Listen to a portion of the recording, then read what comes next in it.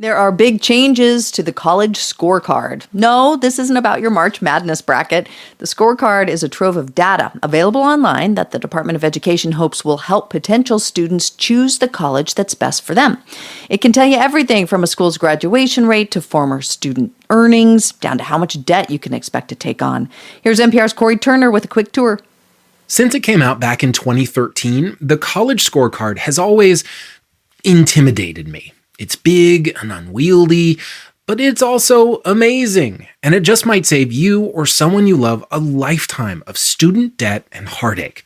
So let's meet our fearless leader. I am Michael Itzkowitz. He worked in the U.S. Department of Education from 2010 to 2016. And during much of that time, he had one huge job. I am the former director of the College Scorecard. In other words, he is the perfect tour guide. He lives in Florida, so we hop on Zoom. Are you able to see? Yep. And go to collegescorecard.ed.gov. There, we start with a local search because Itzkowitz says most students look for a college close to their home to save money on room and board. So let's see here. So he plugs in his zip code in Florida and asks for all the colleges within 50 miles that offer a bachelor's degree. And poof, a list appears of 39 colleges and universities. Now, right off the bat, you can see their graduation rates and the average annual costs, and one of the big new changes from the Ed Department, the top salaries of former students at each institution. In our search, the top school by a mile is a place called West Coast University, Miami, where students' median earnings are a whopping $97,000. Spoiler alert, it's a nursing school.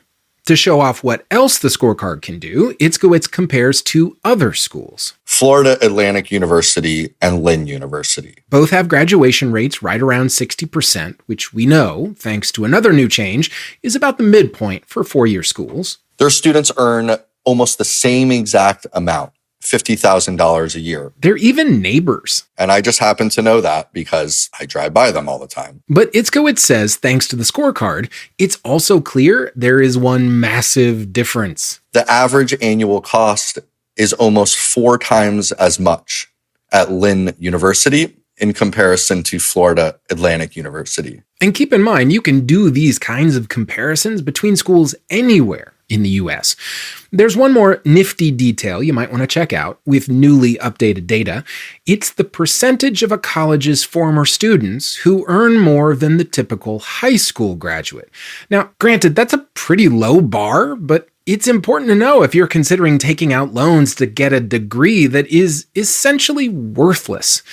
Itzkowitz then pulls up a private for-profit college system with 10 campuses across Florida. Only 31% of these students are earning more than a typical high school graduate, less than a third. And that's not the kind of stat a college is going to put on its brochure. Lucky for you, it is exactly the kind of stat the Education Department and the College Scorecard think you should know.